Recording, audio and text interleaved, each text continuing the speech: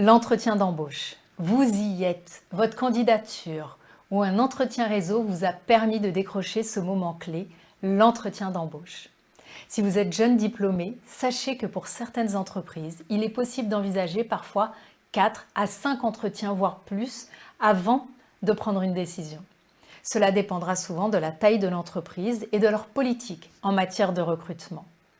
Mais en règle générale, celui-ci peut avoir lieu avec des interlocuteurs suivants. Recruteur intermédiaire du cabinet de recrutement, recruteur de l'entreprise ou autre membre de la direction des ressources humaines, votre manager direct et le manager du manager, ce qu'on appelle le N+2. Chacun ayant le même objectif commun, identifier si vous correspondez aux besoins du poste, à la culture de l'entreprise et aux besoins en évolution liés aux enjeux de l'entreprise. Cependant, chacun aura une approche différente de vous aborder. La réussite de cette étape repose pour beaucoup sur la manière dont vous préparerez votre rencontre. La plupart du temps, ce qui se déroule pendant un entretien, les questions qui sont posées sont plutôt prévisibles. Plus vous aurez préparé vos réponses en amont, plus vous vous sentirez à l'aise et éviterez de vous laisser submerger par le stress. En règle générale, l'entretien dure en moyenne 1 heure.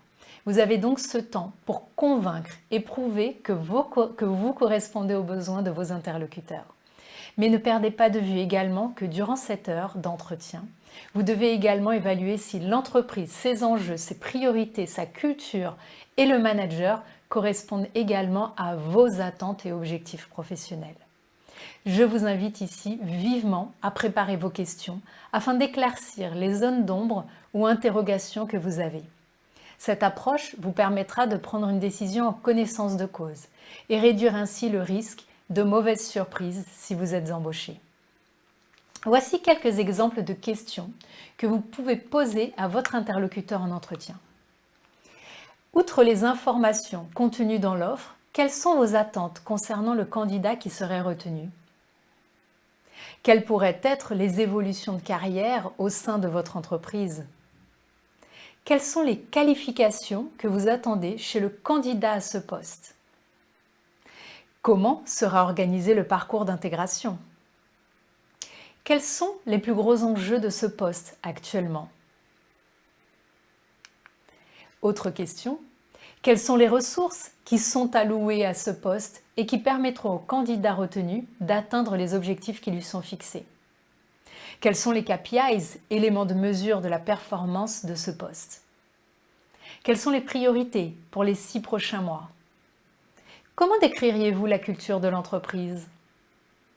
Pour quelles raisons ce poste est-il vacant? Si je suis retenu, comment envisagez-vous notre collaboration? Vous avez donc maintenant tout votre arsenal, votre CV, votre pitch, vos réalisations, les questions à poser.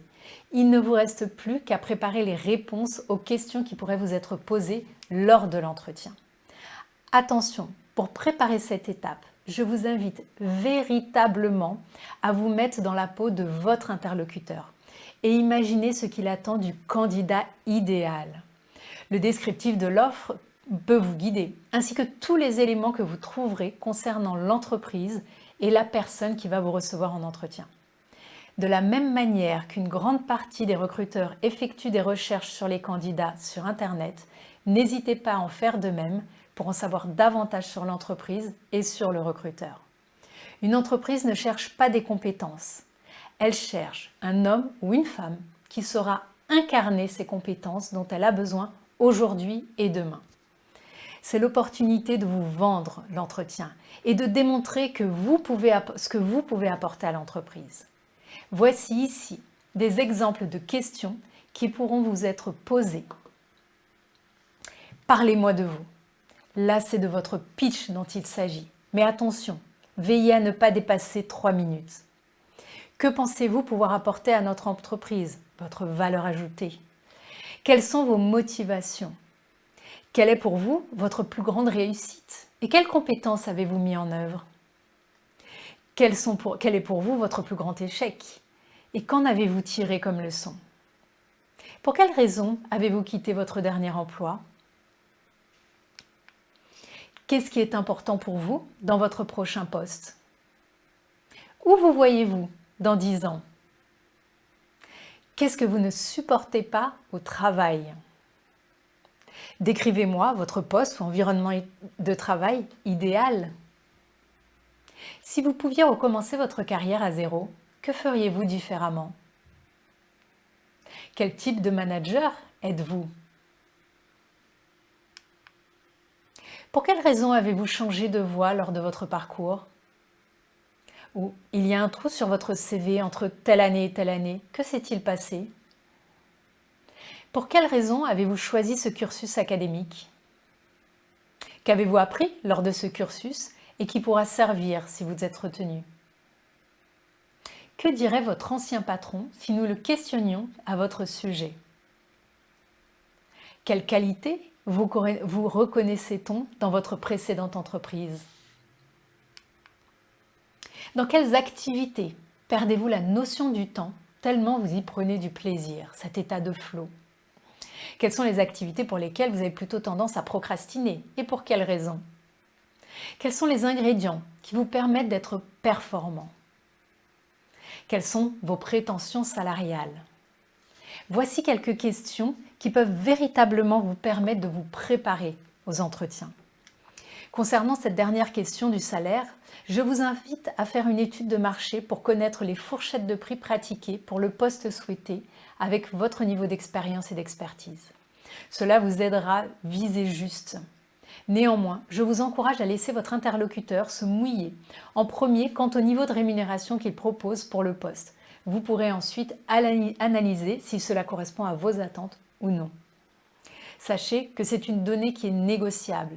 Mettez en avant votre valeur ajoutée, votre formation, vos expériences, votre expertise, vos talents, votre capacité à emmener l'entreprise vers l'atteinte de ses objectifs. L'entreprise n'est pas obligée d'accepter, bien entendu, mais à vous de voir si la proposition qu'ils vous ont faite est acceptable ou non selon vos critères et votre contexte de vie. Par ailleurs, d'autres éléments sont peut-être négociables en complément du salaire, véhicule de fonction, bonus, stock option. Tous ces éléments sont à prendre en compte dans la négociation.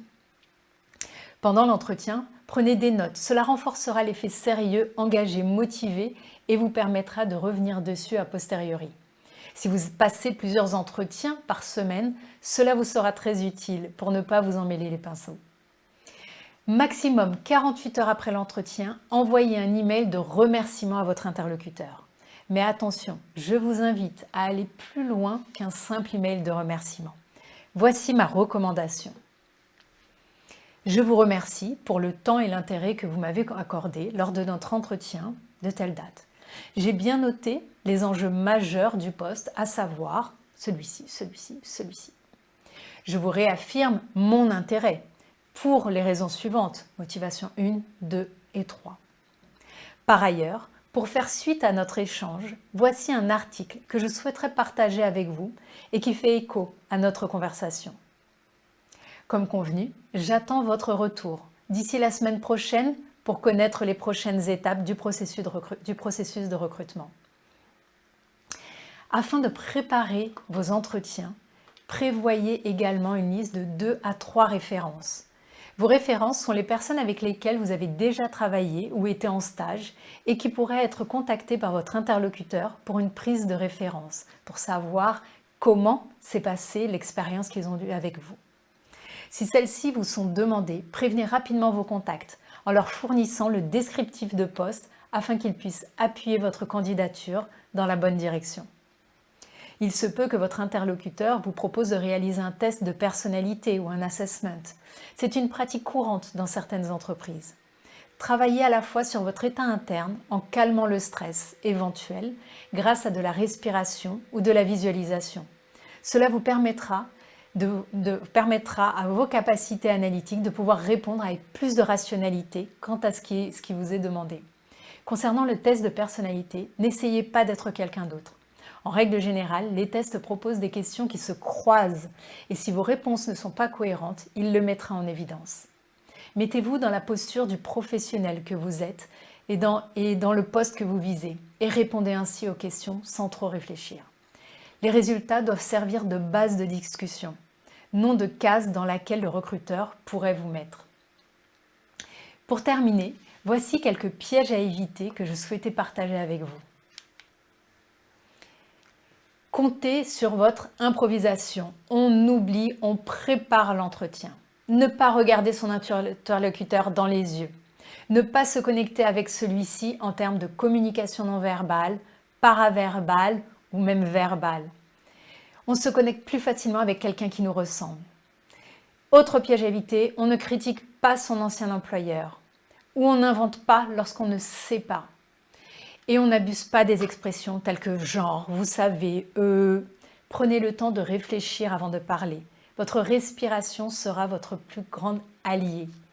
Et puis enfin, ne sous-estimez pas la capacité d'influence de votre interlocuteur sur la décision finale. Vous avez maintenant tout un ensemble d'éléments, d'arsenal pour pouvoir vous préparer à ce rendez-vous. C'est à vous de jouer et n'oubliez pas d'improvisation, on prépare cet entretien, on prépare cette rencontre. À très bientôt.